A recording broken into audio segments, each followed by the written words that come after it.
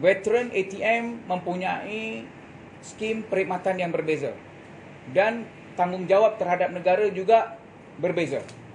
Oleh itu, kami mempunyai sebab ataupun mempunyai isu untuk memperjuangkan pelarasan pencen.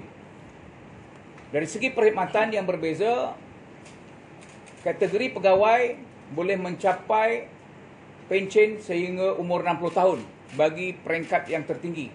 Dan ianya akan menamatkan perkhidmatan mengikut umur dan pangkat masing-masing. Tetapi bagi golongan lain-lain peringkat, mereka mempunyai skim pencen iaitu compulsory retirement pada 21 tahun dan hingga 25 tahun. Apa yang menyebabkan kita mempunyai skim yang berbeza ialah mereka berkhidmat hanya lebih kurang 21 tahun saja dan akan menamatkan perkhidmatan di kala umur mereka di awal 40-an. Dan yang paling tinggi pun lebih kurang awal di peringkat umur 45 ke 50 tahun atas special case. Ya. Jadi dalam soal ini kita harus memperjuangkan satu ataupun memberikan gambaran kepada pihak-pihak berkenaan, terutamanya kerajaan, bahawa veteran ATM mempunyai skim perkhidmatan berbeza dan juga ruang lingkup kehidupan juga berbeza. Seorang anggota tentera keseluruhannya, ia tertakluk kepada dua undang-undang.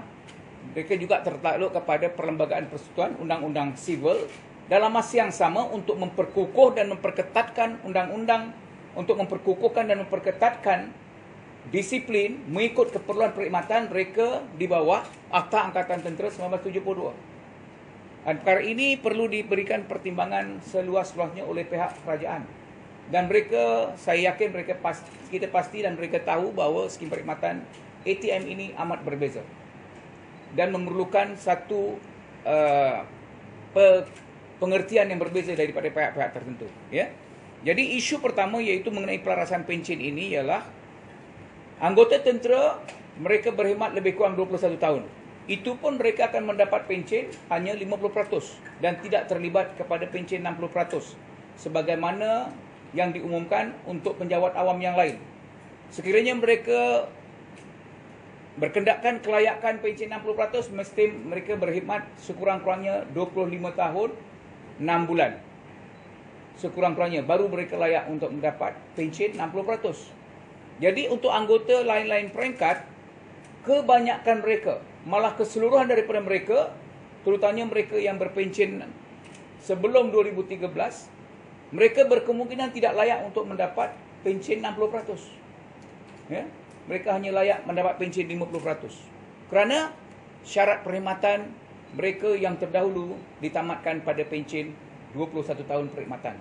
Bermakna mereka kalau masuk umur 18 tahun, mereka akan menamatkan perkhidmatan tidak mencapai umur 40 tahun dah pencen. Di kala itu, keperluan perkhidmatan, keperluan kehidupan mereka terlalu tinggi. Terlalu tinggi. Dalam masa yang sama mereka telah menamatkan perkhidmatan dan mendapat separuh daripada perkhidmatan mereka. Separuh daripada pendapatan semasa dalam perkhidmatan. Separuh saja. Jadi isu ini perlu diberikan perhatian oleh pihak-pihak tertentu terutama kerajaan dalam menentukan mereka ini dapat melaksanakan menjalani kehidupan dengan ketika high demand dalam kehidupan mereka, anak-anak mereka masih dalam persekolahan, ya, hutang rumah belum selesai dan macam-macam lagi. Ya, jadi oleh itu kita perjuangkan bahawa pelarasan pencen yang berlaku pada tahun 2013 yang sepatutnya dibuat pelarasan telah tidak dibuat. Jadi kami memohon supaya pihak yang berkenaan dapat memainkan peranan bagi menentukan mereka ini diberikan perhatian yang sewajarnya.